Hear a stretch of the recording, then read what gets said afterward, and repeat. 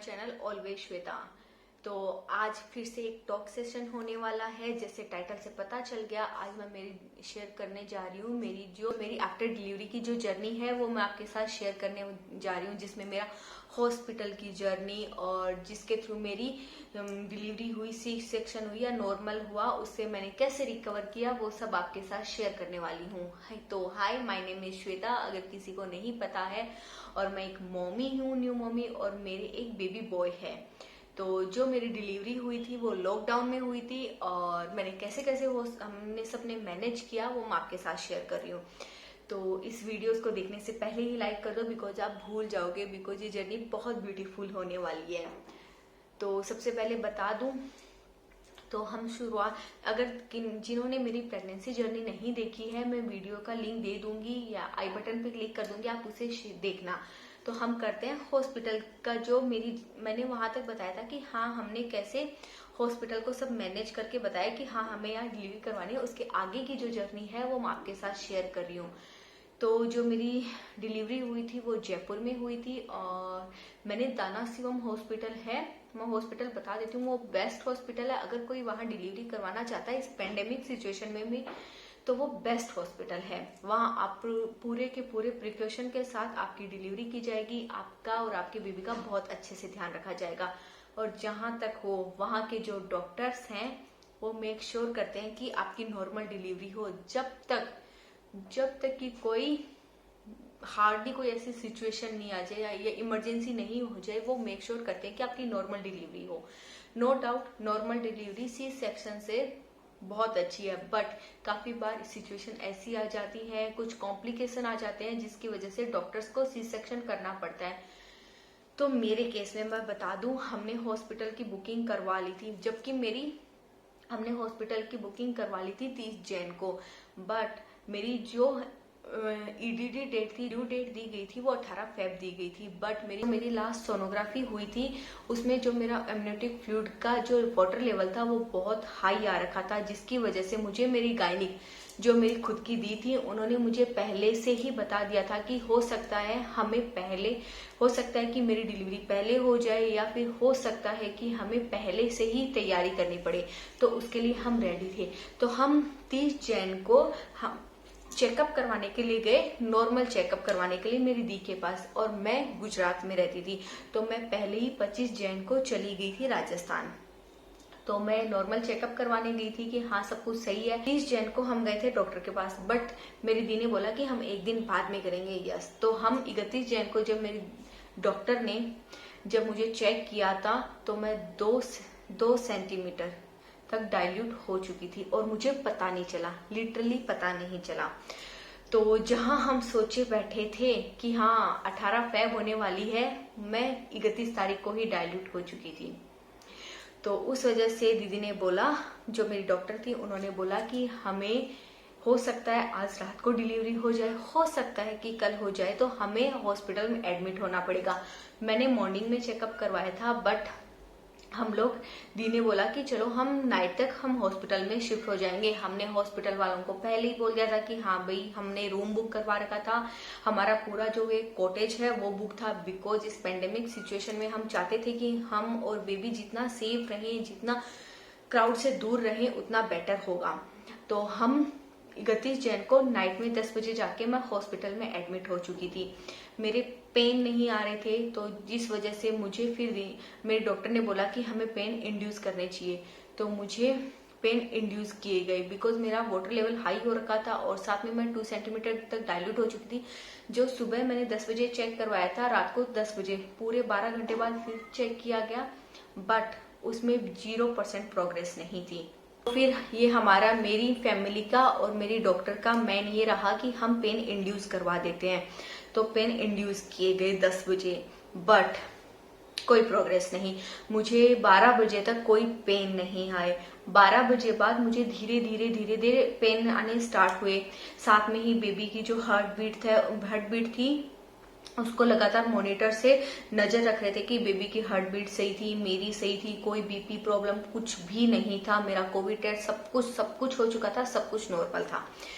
तो उसके बाद में 2 बजे तक पेन आई, और इतने पेन आई कि हाँ अब नहीं, बट वो तो इनिशियली स्टेज थी, मुझे तो पता भी नहीं था कि इतने पेन से कुछ नहीं होने वाला, और मैं उतने पेन में ही लगा कि बस बहुत हो गया। उसके बाद 2 बजे तक बहुत पेन आए, मैंने बहुत इधर उधर वॉक की उस पेन में कि हाँ कम हो, बट नहीं, वो 2 बजे तक पेन आके थोड़ी थोड़ी देर बाद 2:30 बजे तक आते आते वो पेन रुक गए, लिटरली एकदम से रुक गई। उसके बाद कोई पेन नहीं आया। फिर से मेरे डॉक्टर ने चेक किया, कोई प्रोग्रेस नहीं थी, 2 सेंटीमीटर के 2 सेंटीमीटर थी। तो उन्होंने बोला हम अब पूरी नाइट वेट करेंगे, हम मॉर्निंग में फिर से चेक करेंगे, और मुझे बोला रेस्ट करने को, बिकॉज मेरी डॉक्टर ने जो मेरी दी थी उन्होंने बोला कि मुझे कल बहुत सारी एनर्जी की जरूरत है, उसकी वजह से मुझे सोना बहुत जरूरी है। न्यू मम्मी बनने वाली है और जिनकी डिलीवरी होने वाली है उनको मैं कहती हूँ ब्रीदिंग एक्सरसाइज करो, साथ में ही जितनी एनर्जी हो उतनी बचा के रखो, बिकॉज लेबर पेन में आज जितनी आपके अंदर एनर्जी होगी, जितना आप पुश करोगे, उस पुश करने के लिए भी आपको बहुत सारी एनर्जी की जरूरत होगी, तो उसे बचा के रखो, उसे अपनी नींद पूरी करो, मोस्ट इम्पोर्टेंट थिंग। तो मैंने सुबह नींद कहाँ आने वाली थी, मैंने हॉस्पिटल वाला इधर उधर घूमते रहे, मैंने थोड़ा बहुत लेबर रूम में डांस भी किया, जो आपको दिखा दूंगी। डांस तो क्या था, ऐसे ही इंजॉयमेंट करते, मैं, मेरी भाभी और जो मेरे हस्बैंड राजी हैं वो तीनों ही थे। हम थोड़ा सा जो माहौल है उसको चिल करने की कोशिश कर रहे थे, बिकॉज माइंड में चल रहा था, टेंशन हो रही थी कि क्या होगा। तो फिर मुझे सुबह के 5 बजे के जाते जाते मुझे नींद आई, जिसका मैं सुबह उठी थी फिर वापस 8 बजे, मुझे अच्छी वाली नींद आ चुकी थी 3 घंटे तक। उसके बाद फिर 8 बजे चेक किया, नो प्रोग्रेस। फिर मुझे बोला गया कि मैं थोड़ा सा फ्रेश हो जाऊं, उसके बाद मुझे पेन इंड्यूस किए जाएंगे। तो मुझे फिर से 9 बजे मेरे अंदर पेन इंड्यूस किए गए, और उसके बाद उसके हाफ एन आवर तक कुछ मुझे फील भी नहीं हुआ। उसके बाद जो पेन की इंटेंसिटी बढ़ी, ओह वो तो बढ़ती गई। तब पता चला कि एक माँ बनना कितना मुश्किल है। सब लोग ऐसे बोलते हैं कि हाँ ठीक है क्या होता है, बट एक जो माँ बनती है वो ही जानती है कि उस तभी तो माँ और बच्चे का रिश्ता इतना स्ट्रोंग होता है। ये देख लो कि आप मर के एक नई जिंदगी दे रहे हो। उस टाइम तो लिटरली ऐसा था, और उस टाइम तो ऐसे लग रहा था कि इससे तो अच्छा मर जाए तो ज्यादा सही रहे। मेरा एक्सपीरियंस ये रहा। तो मेरे जो पेन थे वो उनकी इंटेंसिटी बढ़ती गई, और 2 बजे तक तो ये हो गया कि वो मुझसे बियरेबल पेन भी नहीं रहा। बिल्कुल ये लगा कि अब तो बस कुछ भी फील करना बंद होने लग गया। और जो मेरा जो वाटर बैग था वो डॉक्टर ने ही रैप्चर किया था, एक्चुअल में वो अपने आप से नहीं हुआ था, तो डॉक्टर खुद से उसको ब्रेक कर देते हैं। तो वो मेरा ब्रेक हुआ था अकॉर्डिंग, मुझे तो टाइम का कुछ वैल्यू नहीं था। तो मेरे जो साथ में मेरी भाभी थी उन्होंने बोला कि वो जो वाटर बैग था उन्होंने 11 बजे ब्रेक किया था, बट जो वो बोलते हैं ना कि इंटेंसिटी बढ़ती है, वो इतनी बढ़ गई कि मुझे 2 बजे तक ये लगा कि अब बस बहुत हो चुका। मैं चिल्ला रही थी कि बस बहुत हो गया, मुझे सहन नहीं हो रहा। तो जो 10 सेंटीमीटर तक ऐसे कहते हैं आप डाइल्यूट होनी चाहिए, तो मैं 10 सेंटीमीटर तक 2 बजे तक डाइल्यूट हो चुकी थी। सोचो 9 बजे से लेके 2 बजे तक का टाइम मैं जानती हूँ कि कैसे निकला था। और हर किसी का पेन सहन करने का अपना एक वो होता है कि आप कितना पेन बियर कर सकते हो। मैंने 2 बजे तक किया, मुझसे हुआ, उसके बाद तो इतना देख लो कि मेरे से कुछ हो भी नहीं रहा था। मैं ऐसे बोलते ना घायल हो जाते हैं, मैं उस तरीके से हो चुकी थी। उसके बाद में बट जो बेबी का हेड था वो नीचे नहीं आ रहा था। मैं पुश कर रही थी, बार बार मैं पुश कर रही थी, इवन डॉक्टर भी पुश करने की कोशिश करवा रही थी, और मैं इतनी थक रही थी धीरे, बट मैं कोशिश कर रही थी, मैं मेरा 100% दे रही थी। बट बेबी का जो हेड था वो नीचे नहीं आ रहा, और उसका मेन रीजन क्या था, बिकॉज मेरी 2 यूट्रस हैं। और वो उस टाइम किसी के माइंड में ये नहीं रहा कि मेरी फाइल पढ़ लें कि 2 यूट्रस हैं, उस वजह से प्रॉब्लम आ रही थी, सब चेक कर रहे क्यों नहीं आ रहा। लिटरली मेरे जो डॉक्टर हैं मेरी दी, उनके ही माइंड में आया कि श्वेता तेरी 2 यूट्रस हैं, इसलिए बेबी का हेड नीचे नहीं आ रहा था। फिर भी कोशिश कर रहे थे, बट जो बेबी का हेड था वो एक जगह फिक्स हो चुका था, जिसकी वजह से उसको साइंस में क्या बोलते हैं, बट बेबी का हेड एक जगह से थोड़ा सा स्वेल होना स्टार्ट हो चुका था। साथ में मेरी एनर्जी खत्म हो रखी थी, और धीरे धीरे ऐसा करते करते जब 2:30 हो चुके थे, 2:30 बज चुके थे, बेबी का ऑक्सीजन लेवल धीरे धीरे कम होने लग गया। तब जाके मेरी डॉक्टर को लगा कि नहीं, अब नॉर्मल डिलीवरी के चांसेस नहीं है, 0 है। बेबी की हेल्थ है, उसको प्रॉब्लम होने वाली है, इवन उसकी लाइफ को प्रॉब्लम होने वाली है, और अगर सेव भी हो गई तो बेबी में कुछ प्रॉब्लम आ जाएगी, तो हम और रिस्क नहीं ले सकते, साथ में मेरी भी लाइफ की रिस्क होने वाली थी। तो इमीडिएटली ये एक्शन लिया गया कि हम सी सेक्शन पे जाएंगे, बिकॉज नॉर्मल डिलीवरी नहीं हो रही थी। तो जो नॉर्मल डिलीवरी का चांस था वो जा चुका था, और वो भी तब गया जब डॉक्टर्स को ये लगा कि अब बस इनफ है। तो जो भी डॉक्टर्स हैं वो सी सेक्शन अपनी मर्जी से नहीं करते हैं, बिकॉज नॉर्मल डिलीवरी में ये होता है कि आपको बेनिफिट्स होते हैं, आप रिकवर जल्दी कर जाते हो, आप अपने बेबीज को जस्ट अपने पास रख सकते हो, आप थोड़ा मेंटली थोड़ा कम स्ट्रेस लेते हो कि हाँ नॉर्मल डिलीवरी है। बहुत सारे होते हैं, बट नहीं होता तो नहीं होता। मेरा सी सेक्शन किया गया, और 2:55 पे मेरा बेबी इस दुनिया में आया। और जो बहुत अच्छा मूवमेंट था, जो उसकी पहली किलकारी होती है ना, जो वो रोया, उसके टाइम में सारे अपने पेन भूल चुकी थी कि मेरे क्या पेन थे, मैं क्या मेरी जिंदगी थी पहले। बस वो जैसे ही उसकी किलकारी सुनी, जितना मेरा दर्द था वो हवा हो गया। और जो मेरे डॉक्टर थे उन्होंने जस्ट ये बोला, कॉन्ग्रेचुलेशन श्वेता, बेबी बॉय हुआ है। मुझे कोई फर्क नहीं पड़ रहा था कि बेबी बॉय हो या बेबी गर्ल हो, मैं ये चाहती थी जो भी बेबी आए वो इस दुनिया में हेल्दी आए, और बस भगवान का नाम लेते आए। और ऐसा ही हुआ, मेरा बेबी हेल्दी हुआ। जब वो पैदा हुआ उसका वेट था 3.25 किलो, जो एक नॉर्मल बेबी के लिए इनफ बहुत अच्छा होता है। तो 2:55 पे मेरा बेबी इस दुनिया में आया। बिकॉज मेरा सी सेक्शन हुआ था, उसके बाद मुझे जो भी वो स्टिचेस वगैरह लगते हैं, और स्टिचेस इतने अच्छे से लगे कि अब तक उसके स्कार्स भी मामूली रहे हैं, सोचो इतने दिनों में ही। स्टिच का जो भी होता है वो होने के बाद मुझे आईसीयू में शिफ्ट कर दिया गया, और बेबी को एनआईसीयू में शिफ्ट कर दिया गया। बिकॉज सी सेक्शन में बेबी को हम फीड नहीं दे पाते मदर, तो उसे फॉर्मूला मिल्क पे रखा जाता है, तो वो जस्ट एनआईसीयू में शिफ्ट कर दिया गया, और मुझे आईसीयू में शिफ्ट कर दिया गया। फिर एक के बाद फैमिली मेंबर मिलने आने लगे, हस्बैंड, मेरा भाई, मेरी भाभी, मेरी दीदी, सब लोग, इवन जो भी स्टाफ था सबको पता था कि जो ये डॉक्टर है मैं उनकी सिस्टर हूँ, वो भी सब मिलने आने लगे। तो मुझे रात को 8 बजे तक आईसीयू में रखा गया, बिकॉज अंडर ऑब्जर्वेशन रखा जाता है कि कुछ प्रॉब्लम नहीं हो। आपके स्लाइम लगी रहती है कि हाँ भाई आपको पूरी, क्योंकि आप कुछ खा नहीं पाते, पी नहीं पाते, तो आपकी जो भी रिक्वायरमेंट होती है उस लाइन के थ्रू ही होती हैं। तो वो सब 8 बजे तक मुझे ऑब्जर्वेशन में रखा गया। 8 बजे मुझे मेरे कॉटेज में शिफ्ट किया गया। जब तक मैंने बेबी को नहीं देखा था, बस मुझे बीच बीच में जो मिलने आ रहे थे मैं उनसे ही पूछ रही थी कैसा है। वो भी बोले हाँ बेबी भी हमारे पास अभी है नहीं, वो उसे एनआईसीयू में ही रखा गया है, वो भी अंडर ऑब्जर्वेशन था। ऐसा नहीं था उसमें कोई प्रॉब्लम नहीं थी, बट अंडर ऑब्जर्वेशन में रखा गया था। 8 बजे मुझे मेरे कॉटेज में शिफ्ट किया गया। वहां मैं सब मेरे फैमिली मेंबर से मिली, फिर बेबी को उसके बाद शायद तक 10 या 15 मिनट बाद बेबी को लाया गया, और उस बेबी को मैंने देखा, मेरे आंखों से आंसू। जो माँ बनने की खुशी होती है उस बेबी को देखने के बाद पता चला, और वो मेरा बेस्ट एक्सपीरियंस था। यानी मैं बयां भी नहीं कर सकती। जो भी न्यू मम्मी बनी है वो लिटरली इस मेरी बात से एग्री कर पाएंगी कि वो वर्ल्ड की सबसे बेस्ट खुशी होती है माँ बनना।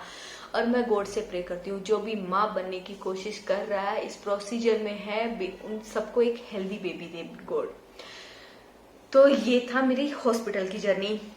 मुझे 3 दिन तक हॉस्पिटल में रखा गया, जिसमें मेरे बहुत सारे जो ग्लूकोज होती हैं, बहुत सारी टेबलेट्स होती हैं, उनको दिया गया। साथ में ही मुझे पहले दिन, और ऑब्वियसली आप बेबी को फीड नहीं करवा पाते तो आपका बेबी 2 डेज तक फॉर्मूला मिल्क पे ही रहता है। और आपको 2 दिन के बाद में मुझे परमिशन दी गई थी कि आप थोड़ा सा वॉक कर सकते हो, ताकि पता चले कि हाँ कोई प्रॉब्लम तो नहीं है। तो मैं 2 दिन के बाद मैंने वॉक करना स्टार्ट किया था, एकदम अच्छे से वॉक करने लग गई थी। अब इसमें मेक श्योर करो कि आपकी जितनी इम्यूनिटी स्ट्रांग होगी उतनी ही आप जल्दी रिकवर कर पाओगे। तो आप अच्छे से खाओ पियो, ये आपके लिए बहुत जरूरी है। और मैं मेरी न्यूबॉर्न बेबी की फोटोज यहाँ ऐड कर दूंगी। बहुत बहुत बहुत खूबसूरत पल था वो। उसके बाद हमें 3 डेज के बाद हॉस्पिटल से डिस्चार्ज किया गया। और अब बारी आती है कि मैंने सी सेक्शन से रिकवर कितना जल्दी किया। मैं मेरा एक्सपीरियंस बता दूं, मैंने 3 मंथ में मेरा जो हाउस होल्ड वर्क होता है, रोटी बनाना, किचन का काम पूरा करना या फिर स्टैंडिंग मॉपिंग करना, डस्टिंग करना, वो सब मेरा काम करने लगी थी। तो मैंने 3 मंथ में अच्छे से रिकवर कर लिया था। बहुत लोग बोलते हैं कि 6 मंथ तक आपको बेड रेस्ट करना चाहिए, नहीं करना चाहिए। ये मेरा पर्सनल एक्सपीरियंस है। और मैंने कैसे रिकवर किया खुद को, उसके मैं आपको कुछ पॉइंट्स बता देती हूँ। फर्स्ट पॉइंट, मैंने खुद को एक्टिव रखा। इट मीन्स कि मैं मेरे जो बेबी का काम था वो मैं खुद करती थी।